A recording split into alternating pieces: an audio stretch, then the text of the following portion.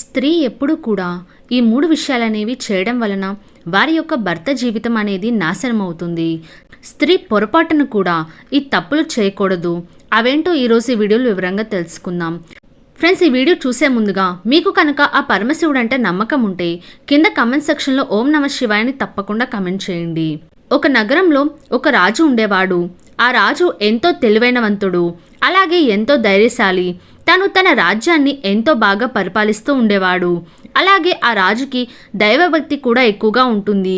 తను ఎక్కువగా దైవ కార్యాలనేవి చేస్తూ ఉంటాడు. అలాగే రాజుకి తన భార్య అంటే ఎంతో ఇష్టం ఉండేది. వారు ఒకరి పట్ల ఒకరు ఎంతో అన్యోన్యంగా ఉండేవాళ్ళు. అయితే వాళ్ళకి అన్నీ ఉన్నాయి, కానీ సంతానం మాత్రం లేదు. ఎప్పుడు కూడా ఆ విషయం గురించి ఎంతో బాధపడుతూ ఉండేవాళ్ళు. అలాగే ఎప్పుడు రాణి రాజుతో మనం మరణించిన తరువాత రాజ్యాన్ని అలాగే మన ప్రజలను ఎవరు సంరక్షిస్తూ ఉంటారని ఎంతో బాధపడుతూ ఉండేవాళ్ళు.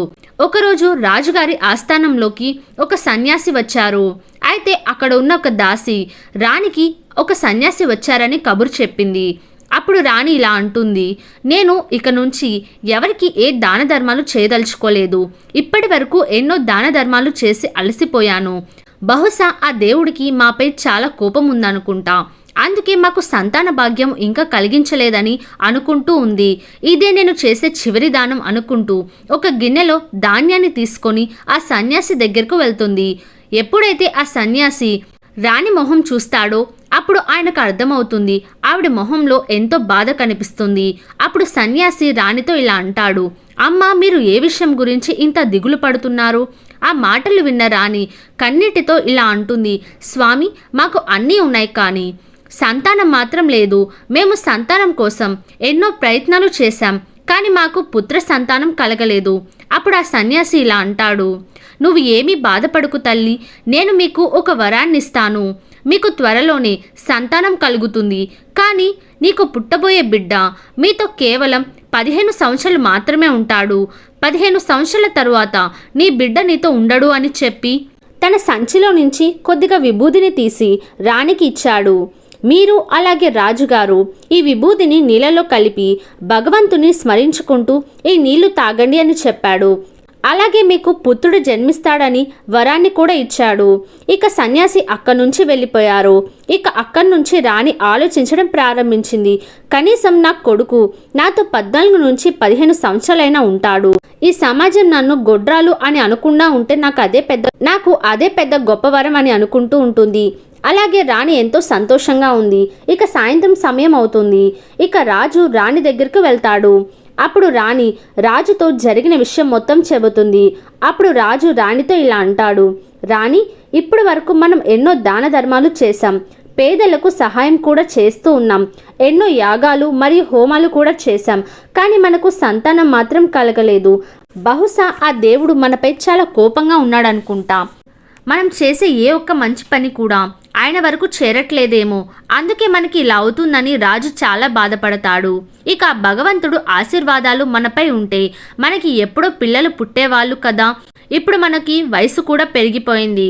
ఇప్పుడు మనకి ఎన్ని ఆశీర్వాదాలు వచ్చినా వాటి ప్రయోజనం ఏముంటుంది అని అంటాడు. అప్పుడు రాణి ఇలా అంటుంది, అవును ప్రభు, మీరు చెబుతుంది నిజమే. మనం ఎన్నో చేశాము, చివరిగా ఈ ఒక్క ప్రయత్నం కూడా చేద్దామంటుంది. కానీ రాజుకి మనసులో ఇష్టం లేకపోయినా రాణి బాధపడుతుంది అనే భావనతో సరే అంటాడు. ఇక ఇద్దరు కూడా వాళ్ళ ఇష్ట దైవాన్ని తలుచుకుంటూ ఆ విభూదిని నీళ్ళల్లో కలుపుకొని ఇద్దరూ తాగారు. కొన్ని రోజుల తర్వాత రాణి గర్భవతి అవుతుంది. ఆ వార్త విన్న రాజు ఎంతో సంతోషించారు. అలా కొన్ని రోజుల తర్వాత రాణికి పుత్రుడు జన్మించాడు. అయితే రాజుకి పుత్రుడు జన్మించిన సందర్భంగా తన రాజ్యంలో ఎన్నో సంబరాలు చేశాడు. అయితే రాజు ఎంతో మంది ఋషులను పిలిపించి ఆ బాబుకి పేరు పెట్టించారు. అలాగే ఎంతో మంది బ్రాహ్మణులను, జ్యోతిష్యులను పిలిపించి జాతకాన్ని కూడా చూపించాడు. అయితే అప్పుడు ఆ బ్రాహ్మణులు అతని జాతకం చూసి కంగారు పడ్డారు. అప్పుడు రాజు ఇలా అన్నాడు, మీరందరూ ఎందుకింత కంగారు పడుతున్నారు? అప్పుడు బ్రాహ్మణులు రాజుతో ఇలా అంటారు, మీతో కేవలం 15 సంవత్సరాలు మాత్రమే మీ పుత్రుడు మీతో ఉంటాడు అని చెబుతారు. అప్పుడు రాణికి ఆ సన్యాసి చెప్పిన మాటలే గుర్తుకు వచ్చి రాజు అలాగే రాణి ఇద్దరూ నిరాశ చెందుతారు. అయితే ఇదంతా దేవుడి నిర్ణయమే అనుకొని వాళ్ళ పుత్రుణ్ణి ఎంతో ప్రేమగా పెంచుతారు. ఇంకా అలాగే ఆ బాబుకి 5 సంవత్సరాల వయసు వచ్చేసింది. అప్పుడు రాజు ఒక పండితుని దగ్గర వేదాలు నేర్పించారు, గ్రంథాలు అలాగే ఎన్నో విషయాలను కూడా నేర్పించారు. ఇక రాజకుమారుడు కూడా ఎంతో ప్రావీణ్యుడయ్యాడు. ఇక అలాగే యువరాజుకి 14 సంవత్సరాలు వచ్చేశాయి. ఇక తన 14వ సంవత్సరంలో రాజు ఒక మంచి యువరాణిని చూసి తన యువరాజుకి పెళ్లి కూడా చేశాడు. ఇక యువరాజు తన తండ్రితో ఇలా అంటాడు, నాన్న, నేను మన రాజ్యాన్ని ఒకసారి సందర్శించాలి అనుకుంటున్నాను. నేను ఇప్పటి వరకు రాజభవనం దాటి బయటకు వెళ్ళలేదు అని అంటాడు. ఆ మాటలు విన్నాక రాజు ఎంతో ఆందోళన చెందుతారు. ఎందుకంటే యువరాజుకి ఇప్పుడు 14 సంవత్సరాలు. వాళ్ళకి ముందే తెలుసు కదా, 15 సంవత్సరాల తర్వాత వాళ్ళ బిడ్డ వాళ్ళకి దూరం అవుతారని. ఈ విషయాలు ఏమీ యువరాజుకి తెలియదు. మనసులో ఎంతో బాధ ఉన్నా పైకి నవ్వుతూ తన కొడుకుతో ఇలా అంటాడు, అవును, నువ్వు రాజ్యాన్ని సందర్శించాలి. ఈ రాజ్యంలో ప్రజల యొక్క సుఖదుఖాలను చూడాలి. అలాగే మన రాజ్యం ఎంత దూరం విస్తరించి ఉందో కూడా నువ్వు తెలుసుకోవాలి. మన రాజ్యంలో జరిగే ప్రతి విషయాన్ని కూడా నువ్వు తెలుసుకోవాలి. ఒక రాజుకి ఈ విషయాలన్నీ ఖచ్చితంగా తెలిసి ఉండాలి. నా మరణ అనంతరం ఈ రాజ్యాన్ని నువ్వే పరిపాలించాలి. ఈ రాజ్యాన్ని నువ్వే సంరక్షించాలి. అలాగే ఇది కూడా చెప్పాడు, నువ్వు ఏ పని చేసినా సరే నీ భార్యకు మాత్రం చెప్పకు అని చెప్పాడు. అప్పుడు యువరాజు సరే అంటాడు.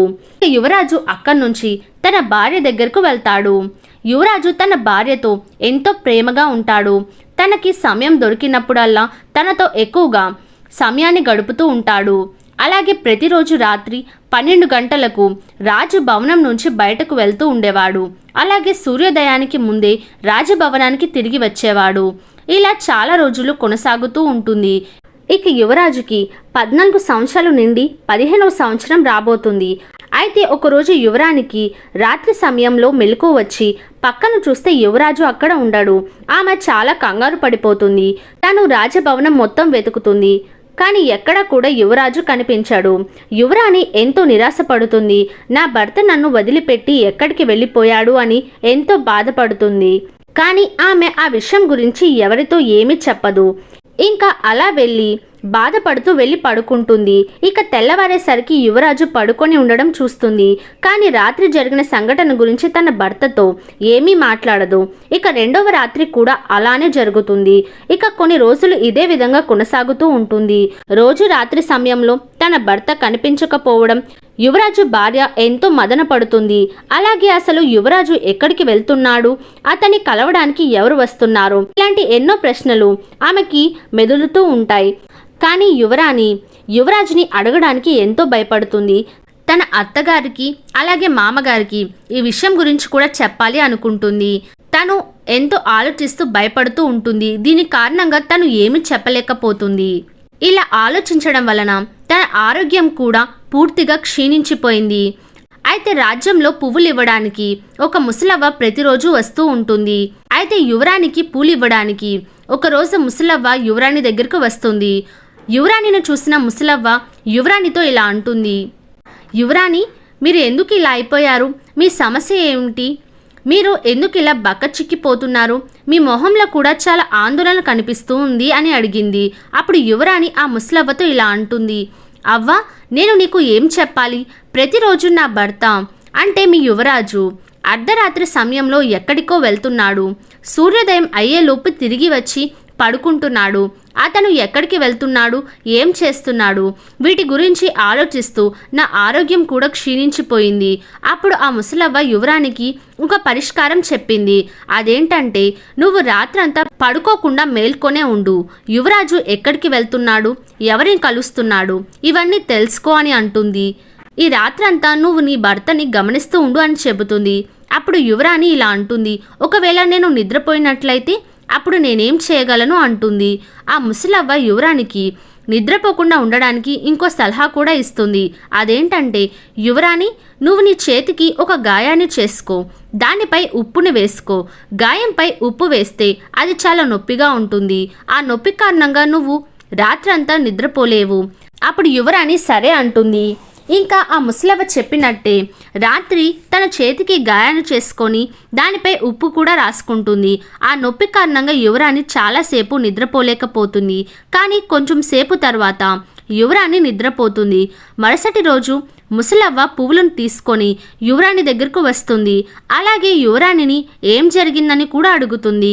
అప్పుడు యువరాణి, లేదవ్వా, నేను నా భర్తని గమనించలేదు, నాకు బాగా నిద్ర వచ్చేసింది, నేను నిద్రపోయాను అని చెప్పింది. ఈ కారణంగానే నేను తాను ఎక్కడికి వెళ్తున్నాడు గమనించలేకపోయాను. అప్పుడు ఆ ముసలవ్వ ఇలా అంటుంది, ఏం పర్వాలేదు యువరాణి, ఈరోజు ఇంకొంచెం పెద్ద గాయాన్ని చేసుకో, దానిపైన కూడా ఉప్పు రాసుకో అని చెప్పింది. ఇక రెండవ రోజు కూడా యువరాణి మేల్కొని ఉండడానికి చాలా ప్రయత్నిస్తుంది, కానీ నిద్రపోతుంది. ఇక మరుసటి రోజు ముసలవ్వ ఆ యువరాణిని అడుగుతుంది. అప్పుడు యువరాణి ఒక్కసారిగా ఏడుస్తుంది, అవ్వ, నేను నా భర్తను కనిపెట్టలేకపోతున్నాను. అప్పుడు ముసలవ్వ ఇలా అంటుంది, యువరాణి, మీరు ఏమీ బాధపడకండి, ఆ భగవంతుడు మీకు తప్పకుండా సహాయం చేస్తాడు. మీ గాయాన్ని ఇంకొంచెం పెద్దదిగా చేసుకొని దానిపై ఉప్పు వేసుకోండి అని చెబుతుంది. అలాగే మీ భర్త ఎప్పుడైతే మంచం దిగి రాజభవనం దాటతాడో ఈలోపే నువ్వు నీ భర్తని ప్రశ్నించు అని కూడా అంటుంది. ఇక మరుసటి రోజు కూడా యువరాణి నిద్రపోకుండా ఆ ముసలవ్వ చెప్పినట్టుగానే మేల్కొనే ఉంటుంది. ఎప్పుడైతే యువరాజు ఆ భవనాన్ని దాటపోతాడో వెంటనే యువరాణి పరిగెత్తుకుంటూ యువరాజు దగ్గరకు వెళ్ళి ఎక్కడికి వెళ్తున్నారు అని అడిగింది. ఇంత రాత్రి సమయంలో ఎవరిని కలవడానికి వెళ్తున్నారు అని అడిగింది. ఈరోజు మీరు ఈ విషయం గురించి ఎలాగైనా నాకు చెప్పాల్సిందే అని మొండిగా కూర్చుంది. అప్పుడు యువరాజు ఇలా అంటాడు, యువరాణి, ఈ విషయం కానీ నీకు నేను చెప్పినట్లయితే ఇక నువ్వు నన్ను ఎప్పటికీ చూడలేవు అని అంటాడు. అప్పుడు యువరాణి ఇలా అంటుంది, ఏం జరిగినా పర్వాలేదు, మీరు నాకు ఈరోజు ఈ విషయం చెప్పాల్సిందే అంటుంది. ఇక యువరాణి అలా అడిగేసరికి యువరాజుకి ఏమీ తోచలేదు. యువరాజుకి 14 సంవత్సరాలు కూడా పూర్తయ్యాయి. యువరాజు తన మనసులో ఆలోచిస్తూ ఉన్నాడు, భగవంతుడా, ఏంటి నాకు ఈ పరీక్ష అని. ఇక యువరాజు మంత్రించిన అక్షింతలను తన భార్య చేతిలో పెట్టాడు. ఇలా అంటూ ఉన్నాడు, యువరాణి, ఈ ధాన్యాన్ని నువ్వు నీ 2 చేతులతో గట్టిగా పట్టుకో, నేను చెప్పింది జాగ్రత్తగా విను అని చెప్పాడు. ముందుగా కుడి చేతిలో ఉన్న ధాన్యాన్ని నాపైన విసురు, అప్పుడు నా రూపం మారిపోతుంది. నువ్వు వెంటనే నీ ఎడమ చేతిలో ఉన్న ధాన్యాన్ని నాపైన విసురు. ఒకవేళ నువ్వు కానీ అలా చేయకపోతే ఇక నువ్వు నన్ను నీ జీవితంలో చూడలేవు అని చెప్తాడు. ఇంకా ఏమీ ఆలోచించకుండా తన చేతిలో ఉన్న అక్షింతలను తన భర్త పైన చల్లుతుంది. ఇక వెంటనే యువరాజు ఒక అందమైన గుర్రంలాగా మారిపోతాడు. ఇక యువరాజు వెంటనే వేగంగా పరిగెత్తడం ప్రారంభించాడు. యువరాణి ఆ గుర్రాన్ని చూస్తూ ఉండిపోయింది. ఇక తను తన చేతిలో ఉన్న అక్షింతను వేయడం కూడా మర్చిపోతుంది.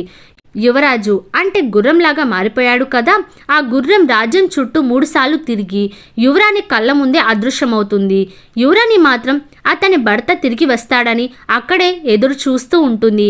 కానీ యువరాజు మాత్రం తిరిగి రాలేదు. తను చేసిన తప్పు గురించి ఆలోచిస్తూ ఎంతో పశ్చాత్తాపడుతుంది. యువరాణి తనను తాను తిట్టుకోవడం ప్రారంభించింది. ఇక తెల్లవారుజామున జరిగింది మొత్తం తన అత్తమామలకు కూడా చెబుతుంది. ఇక యువరాణి చెప్పిన తర్వాత రాజు అలాగే రాణి ఇద్దరూ ఎంతో బాధపడతారు. తన కొడుకు తిరిగి వస్తాడని వాళ్ళు కూడా రోజంతా ఎదురు చూస్తూ ఉన్నారు. కానీ యువరాజు మాత్రం తిరిగి రాడు. ఇక రాజు తన సైన్యంతో రాజ్యం మొత్తం పరిశీలిస్తాడు, తన కొడుకు జాడ ఎక్కడైనా దొరుకుతుందని. వాళ్ళకి ఎక్కడా కూడా యువరాజు జాడ దొరకదు. ఇక యువరాణి తన మనసులో ప్రతిజ్ఞ చేసుకుంటుంది, ఏమనంటే ఎప్పటికైనా తన భర్తని తిరిగి తెచ్చుకుంటానని. ఇక తన అత్త మామల దగ్గరకు వెళ్ళి తన భర్తను వెతకడానికి రాజ్యాన్ని వదిలిపెట్టి వెళ్తున్నానని, నేను బయటకు వెళ్ళడానికి అనుమతి ఇవ్వండి అని రాజుని అలాగే రాణిని అడుగుతుంది. రాజు అలాగే రాణి తన కుమారుడు తిరిగి రావాలని కోరుకుంటున్నారు కాబట్టి యువరాణి వెళ్ళడానికి అనుమతిస్తారు. నీకు ఏం కావాలో వాటిని తీసుకువెళ్ళమని కూడా చెప్పారు. నువ్వు నీ భర్తతో సంతోషంగా తిరిగిరా అని చెప్పి దీవించారు. ఇక యువరాణి తనకి కావలసినంత ఆహారాన్ని తీసుకొని అలాగే తనతో పాటు కొంతమంది సైన్యాన్ని కూడా తీసుకొని వెళ్తుంది. ఇక యువరాణి రాజ్యం సరిహద్దుల దగ్గరకు వెళ్తుంది. అక్కడ ఒక భోజనశాలను ఏర్పాటు చేసింది. ఆ దారిన వెళ్ళే వాళ్లకు అన్నదానం చేస్తూ ఉంటుంది. కానీ అక్కడ ఆహారాన్ని తినడానికి వచ్చే వాళ్లకు ఒక షరతు పెడుతుంది. ఇక్కడ భోజనం చేసే వాళ్ళంతా వాళ్ళ జీవితంలో జరిగిన ఒక వింతైన సంఘటన గురించి చెప్పాలి. ఆ తర్వాత ఇక్కడ భోజనం చేసి వెళ్ళాలి అని చెబుతుంది. అలా కొన్ని రోజులు గడిచిన తర్వాత యువరానికి యువరాజు ఆచూకీ ఏమాత్రం తెలియదు. చాలా సంవత్సరాలు కూడా గడిచిపోతాయి. ఆ సమయంలోనే మరొక సంఘటన జరుగుతుంది. రాజ్యంలోకి పూలు తీసుకొచ్చే ముసలవ్వకు ఒక కొడుకు కోడలు ఉన్నారు. వాళ్ళకి ఒక పిల్లాడు కూడా ఉన్నాడు. అయితే ఆ ముసలవ్వ కొడుకు కోడలు పనికి వెళ్తూ ఆ పిల్లవాడిని ముసలవ్వ దగ్గరే వదిలిపెట్టి ఆ బాబుని చూసుకుంటూ ఉండమని చెప్పి వెళ్ళేవాళ్ళు. ఆ ముసలవ్వ బాబుకి అన్నం తినిపిస్తూ ఎంతో ప్రేమగా చూసుకుంటూ ఉంటుంది. ఆ ముసలవ్వ ప్రతిరోజు తమలపాకు తింటూ ఉంటుంది. అయితే ఒకరోజు తన దగ్గర తమలపాకులు అయిపోయాయి.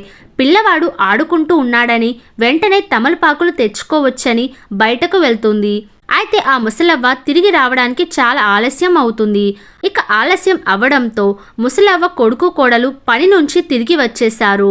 ఇంట్లో బాబు ఒంటరిగా ఆడుకోవడం చూసి వాళ్ళిద్దరికీ చాలా కోపం వస్తుంది. ముసలవ్వపై ఎంతో కోప్పడతారు. ఇంకెప్పుడు ఇలా చేయవద్దని బాబుని బాగా చూసుకోమని చెప్తారు. ఇక కొన్ని రోజులకు ముసలవ్వ ఈ సంఘటన గురించి మర్చిపోతుంది. ఇంకొన్ని రోజుల తర్వాత బాబుని ఒంటరిగా వదిలిపెట్టి తమలపాకులు తెచ్చుకోవడానికి వెళ్తుంది. కానీ తను తిరిగి రావడానికి చాలా ఆలస్యం అవుతుంది. ఈలోపై తన కొడుకు కోడలు తిరిగి వస్తారు. బాబు ఒంటరిగా కూర్చొని ఏడవడం చూసి తన కొడుకు కోడలికి ఎంతో కోపం వస్తుంది. ఆ కోపంతోనే ముసలవ్వ తిరిగి వచ్చాక తనని బయటికి పంపించేస్తారు. ఆ వృద్ధురాలు వాళ్ళ ఇంటి ముందే ఏడుస్తూ అక్కడే కూర్చుంటుంది. వాళ్ళు ఇంకా ఎంతసేపటికి తలుపులు తీయకపోవడంతో ఇక ఆ చీకట్లోనే అలా నడుచుకుంటూ ముందుకు వెళ్తూ ఉంటుంది. ఎంతో చీకటిగా ఉండడంతో ఆ అడవిలో ఎటు వెళ్లాలో తెలియడం లేదు. ఇంకా ఆ అడవిలోకి మెల్లగా నడుచుకుంటూ అడవి వైపు వెళ్తూ ఉంది. ఇక ఆ అడవిలో ముసలవ్వకు ఒక ఆవు కనిపిస్తుంది. ఆ ఆవుని చూస్తూ ఈ ఆవుని అనుసరించి నేను కూడా వెళ్తే ఏదో ఒక ఊరిలోకి వెళ్ళవచ్చు అనుకుంటూ ఉంటుంది. ఇక ఆవుని అనుసరిస్తూ ఆవు వెనకాల వెళ్తుంది.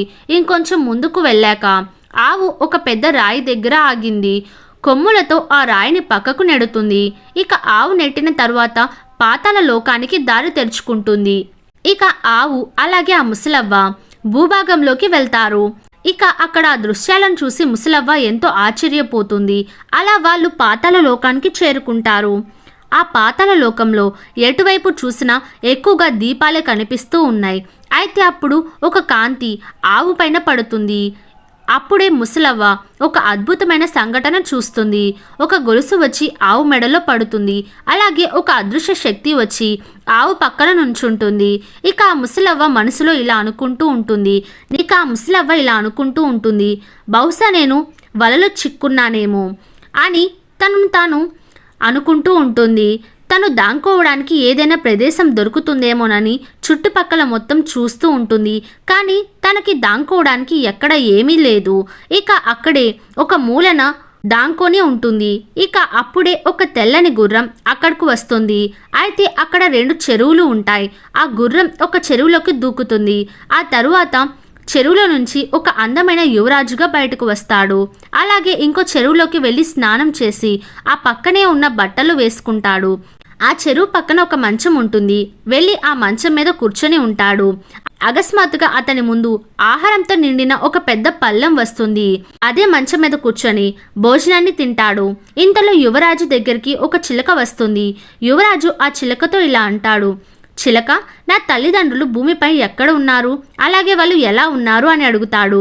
అప్పుడు ఆ చిలక ఇలా అంటుంది, యువరాజా, నీ తల్లిదండ్రులు మీ గురించి ఎంతో దిగులు పెట్టుకున్నారు. వాళ్ళు మీ గురించి ఆలోచిస్తూ ఉన్నారు. అప్పుడు యువరాజు ఆ మాటలు విని ఎంతో బాధపడతారు. నా రాజ్యం యొక్క పరిస్థితి ఏంటి, నా భార్య ఏం చేస్తుంది అని అడుగుతాడు. ఈ భార్య దేశ సరిహద్దుల్లో ఒక భోజనశాలను పెట్టింది.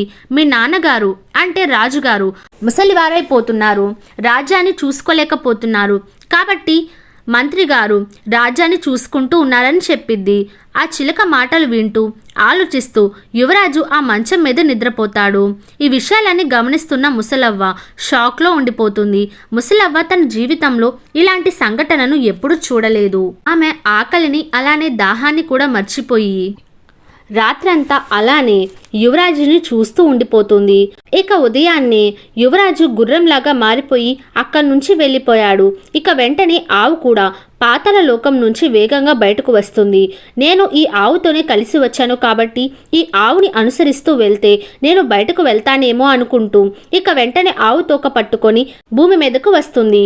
ఇక వెంటనే పాతాళ లోకం యొక్క మార్గం మూసుకుపోతుంది. ఇక ముసలవ్వ పాతాళ లోకంలో జరిగిన దృశ్యాలన్నిటినీ ఆలోచిస్తూ షాక్లోనే ఉండిపోతుంది. అలాగే ఆ విషయాలను ఎవరికైనా చెప్పాలి అని కూడా అనుకుంటూ ఉంటుంది. ఎవరికో చెప్పడం ఎందుకు, నేను కనుక యువరాణి దగ్గరకు వెళ్ళి జరిగింది మొత్తం చెప్తే నాకు అన్నానికి ఎటువంటి లోటు ఉండదని అనుకుంటూ ఉంటుంది. యువరాణి దగ్గరకు వెళ్తుంది. అయితే ఆ భోజనశాలకు ముందు ఒక డోలు ఉంటుంది. ముసలవ్వ వెంటనే వెళ్ళి ఆ డోలును వాయిస్తుంది. ఆ డోలు సౌండ్ వినగానే ఎవరో నాకు ఈరోజు మంచి విషయాలు చెప్పడానికి వచ్చారని వెంటనే యువరాణి తన సిపాయిలకు ఆదేశాన్ని ఇస్తుంది. అప్పుడు ఆ సైనికులు అక్కడికి వెళ్ళి ఎందుకు అవ్వ నువ్వు డోలును వాయిస్తున్నావు అని అంటారు. అప్పుడు ఆ ముసలవ్వ నేను మీ యువరాణితో మాట్లాడాలి అంటుంది. ఇక వెంటనే అక్కడున్న సిపాయిలు యువరాణి దగ్గరకు వెళ్ళి జరిగింది మొత్తం చెప్తారు. యువరాణి ఆ ముసలవ్వని చూసి గుర్తుపడుతుంది. అలాగే ముసలవ్వ కూడా యువరాణిని చూసి గుర్తుపడుతుంది. ఇక వెంటనే ముసలవ్వను భోజనశాలకు తీసుకువెళ్లి ఆహారాన్ని పెడతారు. ముసలవ్వ చాలా రోజుల తర్వాత ఆకలితో ఉండడంతో ఎంతో సంతృప్తిగా భోజనం చేస్తుంది. ఇక యువరాణి ముసలవ్వతో నువ్వు ఏ విషయాన్ని నాతో చెప్పాలి అనుకుంటున్నావో అని అడుగుతుంది. కానీ ముసలవ్వకు ఆ విషయం చెప్పడం ఇష్టం లేదు. అప్పుడు యువరాణి దయచేసి మీరు ఆ విషయాన్ని ఏంటో చెప్పండి, నేను మిమ్మల్ని బాగా చూసుకుంటాను, మిమ్మల్ని మా రాజ్యాన్ని తీసుకువెళ్తాను అని కూడా అంటుంది. ఆ మాటలు విన్నాక ముసలవ్వ ఎంతో సంతోషిస్తుంది. ఇక యువరాణి ఎన్నోసార్లు అడిగేసరికి ముసలవ్వ జరిగింది మొత్తం చెబుతుంది. అంటే పాతాళ లోకంలో జరిగింది మొత్తం చెబుతుంది. ఇక యువరానికి ముసలవ్వ మాటలు విన్నాక విశ్వాసం కలుగుతుంది. ఏదైతే చూసిందో ఆ యువరాజు తన భర్తే అనుకుంటుంది. అప్పుడు యువరాణి ముసలవ్వతో ఇలా అంటుంది, అవ్వ నువ్వు ఎక్కడైతే ఆ విషయాన్ని చూశావో నన్ను కూడా అక్కడికి తీసుకువెళ్ళు అంటుంది. అప్పుడు ముసలవ్వ ఇలా అంటుంది, నేను ఏదైతే చూశానో అదంతా పాతాళ లోకంలో జరిగింది. నేను అక్కడి నుంచి ఎలాగోలా తప్పించుకొని బయటకు వచ్చాను. ఒకవేళ నువ్వు అక్కడికి వెళ్తే నీ ప్రాణాలకే ప్రమాదం అంటుంది. కానీ ముసలవ్వ చెప్పింది యువరాణి ఏ ఒక్క మాట కూడా వినదు. నేను ఎలాగైనా అక్కడికి వెళ్ళాలి అని మొండిగా ఉంటుంది. అయితే ముసలవ్వ యువరాణితో ఇలా అంటుంది, నేను నిన్ను అక్కడికి తీసుకువెళ్తాను, కానీ ఈరోజు కాదు, రేపు నిన్ను అక్కడికి తీసుకువెళ్తాను అని అంటుంది. ఈరోజు నేను చాలా నీరసంగా ఉన్నాను కాబట్టి మనం రేపు వెళ్దాము అని ముసలవ్వ అంటుంది. ఇక మరుసటి రోజు ముసలవ్వ యువరాణిని తీసుకొని ఆ ప్రదేశానికి వెళ్తుంది. ఎక్కడైతే ఆ రాయి ఉంటుందో అక్కడికి వెళ్ళారు. కొంచెం సేపటి తర్వాత అక్కడికి ఒక ఆవు వస్తుంది. ఎప్పుడైతే ఆవు అక్కడికి వస్తుందో అక్కడున్న రాయిని తను జరుపుతుంది. ఇక ఆవు వచ్చాక తన కొమ్ములతో ఆ రాయిని జరుపుతుంది. ఇక వెంటనే ముసలవ్వ అలాగే యువరాణి ఆ ఆవు యొక్క తోకను పట్టుకొని పాతాళ లోకానికి వెళ్తారు. ఇక ఇద్దరు కూడా ఒక మూలన దాంకొని ఉన్నారు. పాతాళ లోకంలో ఏం జరుగుతుందో అన్ని గమనిస్తూ ఉన్నారు. పాతాళ లోకంలో ముసలవ్వ చూసినట్టే ప్రతిదీ అంతే జరుగుతూ ఉంది. కొంచెం సేపటి తర్వాత ఒక తెల్ల గుర్రం వచ్చి ఆ చెరువులో స్నానం చేసి యువరాజులాగా మారిపోతుంది.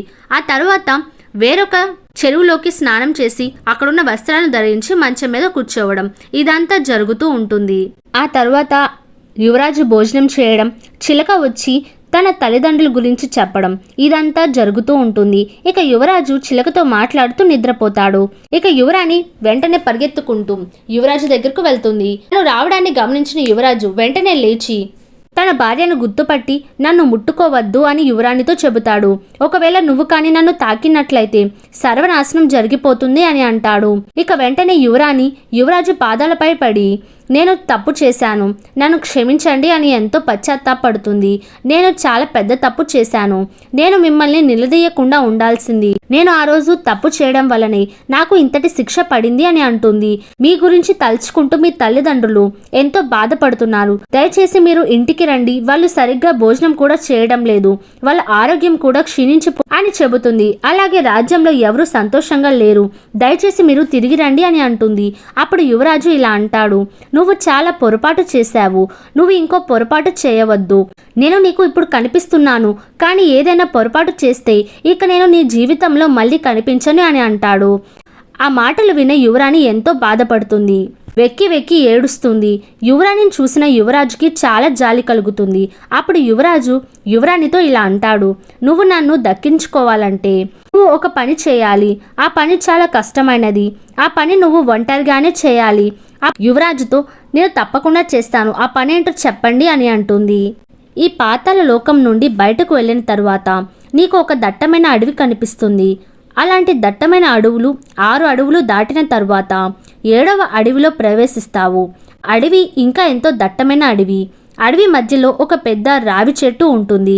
రావి చెట్టు చుట్టుపక్కల మొత్తం చిన్న చిన్న చెట్లు ఉంటాయి. అవన్నీ నువ్వు తీసేసి రావి చెట్టు మొత్తాన్ని నువ్వు శుభ్రం చేయాలి. ఆ వృక్షం దగ్గర అనేక ప్రాణులు నివాస స్థలంగా ఉన్నాయి. అక్కడ ఎన్నో జీవరాశులు కూడా జీవిస్తూ ఉన్నాయి. నువ్వు ఆ ప్రదేశంలో నీళ్లను చల్లి గంగాజలం చల్లి ఆ ప్రదేశాన్ని నువ్వు పవిత్రంగా చేయాలి. అలాగే చెట్టు చుట్టూ అందమైన ముగ్గులు కూడా వేయాలి. ఆ చెట్టు కింద కూర్చొని పూజలు కూడా చేయాలి. ఈ పనులన్నీ కూడా నువ్వు మధ్యాహ్నం లోపు చేయాలి.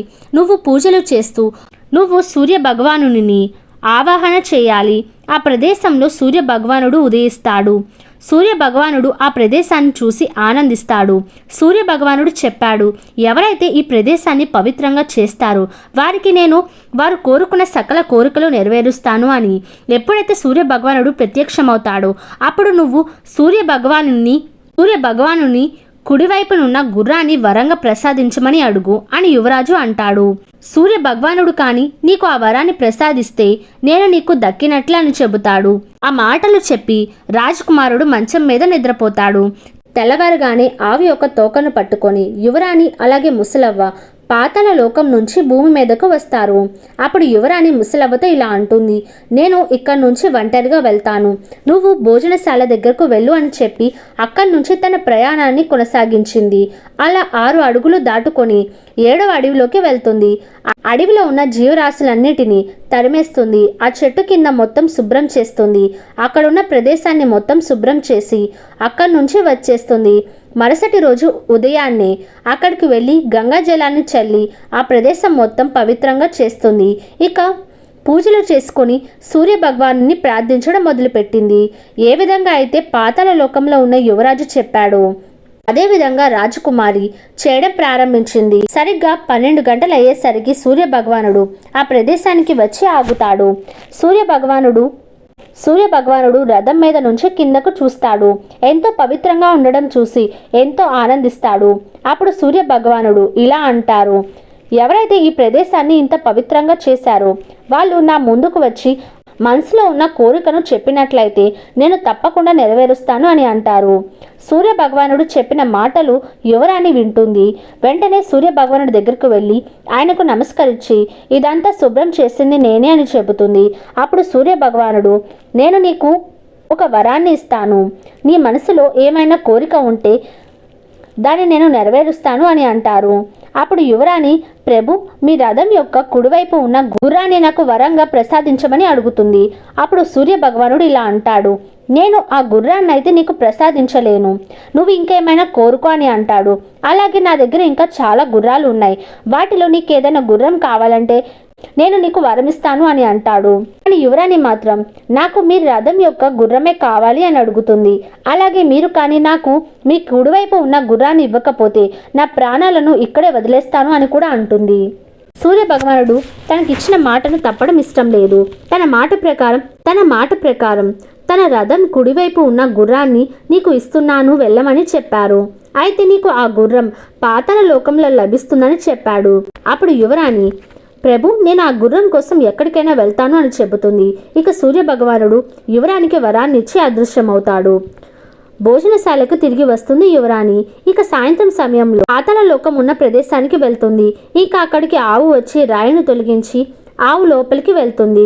ఇంకా యువరాణి కూడా ఆవు తోక పట్టుకొని లోపలికి వెళ్తారు. ఇక అక్కడికి వెళ్ళేసరికి మళ్ళీ ఇదే జరుగుతూ ఉంటుంది. గుర్రం వచ్చి నదిలో స్నానం చేయడం, యువరాజులాగా మారిపోవడం, ఇంకొక చెరువులో స్నానం చేయడం, అక్కడున్న వస్త్రాలు ధరించి యువరాజు వెళ్ళి మంచం మీద కూర్చోవడం, ఇదే జరుగుతూ ఉంటుంది. ఇక యువరాజు ఆ చిలకను ఇలా అడుగుతూ ఉంటాడు, నా తల్లిదండ్రులు భూలోకంలో ఎలా ఉన్నారు అని. అప్పుడు చిలక ఇలా అంటుంది, మీ గురించి ఆలోచిస్తూ బాధపడుతూ ఉన్నారు, మరణానికి దగ్గర అవుతూ ఉన్నారు ప్రభు అని అంటుంది. చిలక మాటలు విన్నాక ఎంతో బాధ కలుగుతుంది. అలాగే నా రాజ్యాన్ని ఎవరు పరిపాలిస్తున్నారని కూడా అడుగుతాడు. అప్పుడు చిలక అంటుంది, ప్రధానమంత్రి మెల్లిమెల్లిగా రాజ్యంలో ఉన్న ఖజాను మొత్తం దోచుకుంటున్నారు. రాజ్యాన్ని తన గుప్పెట్లో తెచ్చుకున్నాడు ప్రభు అని చెబుతుంది. చిలక చెప్పిన మాటలు విన్నాక రాజుకి ఇంకా ఎంతో కోపం వస్తుంది. అప్పుడు యువరాజు, నా భార్య ఎలా ఉంది, తను ఏం చేస్తుంది అని చిలకను అడుగుతాడు. అప్పుడు చిలక మౌనంగా ఏం మాట్లాడకుండా ఉంటుంది. ఇక యువరాణి పరిగెత్తుకుంటూ తన భర్త దగ్గరకు వస్తుంది. ఇక అప్పుడు యువరాజు యువరాణితో ఇలా అంటాడు, రాణి, నేను నీకు సొంతమయ్యాను. నీ ప్రేమతో అలాగే నీ భక్తితో నన్ను గెలుచుకున్నావు అని అంటాడు. యువరాజుతో ఇలా అంటుంది, స్వామి, మళ్ళీ మీరు గుర్రంలాగా మారిపోరు కదా. నువ్వు సూర్య భగవాను దగ్గర వరాన్ని పొందావు, నేను మళ్ళీ గుర్రంలాగా మారిపోను అని అంటాడు. నువ్వు సూర్య భగవాను దగ్గర వరాన్ని పొందావు, నేను మళ్ళీ గుర్రంలాగా మారిపోను అని అంటాడు. అలాగే నువ్వు నన్ను పొందడం కోసం ఎన్నో కష్టాలు అనుభవించావు, ఆ జన్మ నుంచి విముక్తి ఇచ్చావు. అలాగే యువరాజు యువరాణిని గట్టిగా హత్తుకుంటాడు. తన వస్త్రాలతో రాజకుమారి కన్నిటిని తుడుస్తాడు. ఇక ఎప్పుడు తెల్లారుతుందా అని ఎదురు చూస్తూ ఉంటారు. ఇక ఎప్పుడైతే తెల్లవారుతుందో ఆవు తోకను పట్టుకొని ముసలవ్వ, యువరాజు అలాగే యువరాణి భూలోకానికి వస్తారు. ఇక అక్కడి నుంచి ముగ్గురు కలిసి భోజనశాలకు వెళ్తారు. అక్కడున్న సామాన్లన్నిటినీ జనాలకు పంచిపెట్టి భోజనశాలకు తాళం వేసి తన రాజ్యం వైపు వెళ్తారు. ఎప్పుడైతే రాజకుమారుని ప్రధానమంత్రి చూశాడో ఒక్కసారిగా కంగారు పడతాడు. ఇక వెంటనే యువరాజు ప్రధానమంత్రిని సంకెళ్ళు వేసి జైల్లో వేస్తారు. ముందుగానే తన రాజసింహాసనాన్ని తన చేతుల్లోకి తీసుకుంటాడు. ఆ తర్వాత యువరాజు అలాగే యువరాణి తల్లిదండ్రుల దగ్గరకు వెళ్తారు. తన కొడుకును చూశాక రాజు అలాగే రాణి కళ్ళల్లో నీళ్లు తిరిగాయి. ఇక వెంటనే వాళ్ళ పుత్రుని గట్టిగా హత్తుకొని ఎంతో ఆనందించారు. అలాగే యువరాజు తిరిగి వచ్చాడని నగరం మొత్తం చాటింపు వేశారు. రాజ్యంలో ఉన్న ప్రజలందరూ ఎంతో సంతోషించారు. అలాగే యువరాజు రాజ్యంలో ఉన్న ప్రజలకు మాట కూడా ఇచ్చాడు, ఇక నుంచి నేను మీకు ఎటువంటి కష్టం రానివ్వను. నేను లేని సమయంలో చూసుకొని, అలాగే మా నాన్నగారి ఆరోగ్యం బాలేకపోవడంతో ప్రధానమంత్రి ఈ విధంగా చేశాడు. నేను తిరిగి రాగానే ప్రధానమంత్రిని బంధించాను. ఇక మీపై ఎవరు పెత్తనం చెలాయించరు అని ఆ రాజ్యంలో ప్రజలకు చెప్పాడు. ఇక యువరాజుకి పట్టాభిషేకం చేయించి రాజును చేశారు. ఇక తరువాత రాజు అలాగే రాణి శివనామస్మరం చేసుకుంటూ అడవిలోకి వెళ్లారు. యువరాణి అలాగే యువరాజు ఎంతో ఆనందంగా రాజపాలన చేసుకుంటూ ఉన్నారు. ఈ కథ యొక్క నీతి ఏంటంటే, ఏ స్త్రీకైతే తన భర్త పైన భక్తి ఉంటుందో తన తలరాతను కూడా మార్చుకోగలదు. ఎందుకంటే పతివ్రత స్త్రీలు ఈ బ్రహ్మాండంలో ఉన్న దేవతామూర్తులను కూడా వాళ్ళ ఆధీనంలోకి తెచ్చుకోగలరు. మహిళల్లో ఉండే అతిపెద్ద లోపం ఏంటంటే, మహిళలు ఎంతో మొండిగా ఉంటారు. వాళ్ళు ఏదైనా పని అనుకుంటే అది చేసే వరకు వదిలిపెట్టరు. దానికోసం ఎన్నో మూల్యాలు చెల్లించాల్సి వచ్చినా సరే వాళ్ళు అంతే కఠినంగా ఉంటారు. మహిళలను వర్ణించడం కూడా ఎంతో కష్టం. మహిళలు ఎన్నో విభిన్నమైన లక్షణాలు కలిగి ఉంటారు. వాళ్ళలో కొన్ని లోపాల గురించి మాట్లాడుకుంటే వాళ్ళ లోపాల కారణంగా వాళ్ళ జీవితాలను నాశనం చేసుకుంటూ ఉంటారు. ఇక మొదటి లోపం అనవసరంగా మొండి పట్టుదలకు పోవడం. ఇక రెండవది లేనిపోని దానికి ఏడవడం. ఇక మూడవది కఠినంగా మాట్లాడటం. ఎందుకంటే ద్రౌపది కారణంగా మహాభారతం జరిగింది. ఇక శూర్పణఖ అబద్ధపు కారణంగా రావణ వంశమే నాశనమైంది. ఈ విధంగా ఎంతో మంది స్త్రీలు కఠినంగా మాట్లాడటం వలన ఎన్నో కుటుంబాలు కూడా విడిపోయాయి. ఇక స్త్రీ తలుచుకుంటే తన మాటలతో అమృతాన్ని పంచగలదు, అలాగే విషాన్ని కూడా పంచగలదు. అలాగే ఒక స్త్రీ కానీ తపస్సు చేసినా, ఏదైనా పూజలు చేసినా దానికి ఏ అవధులు కూడా ఉండవు. తన భర్త ప్రాణాలను కాపాడుకోవడం కోసం సావిత్రి యమలోకానికి వెళ్ళిన సంగతి కూడా తెలిసింది. కొన్నిసార్లు స్త్రీ చేసిన తప్పుల కారణంగా తన భర్తను కోల్పోవాల్సి వస్తుంది. ఫ్రెండ్స్, స్త్రీ గురించి యువరాజు చెప్పిన మాటలు విన్నాక మీకేమనిపించిందో కింద కమెంట్ సెక్షన్ తప్పకుండా కమెంట్ చేయండి.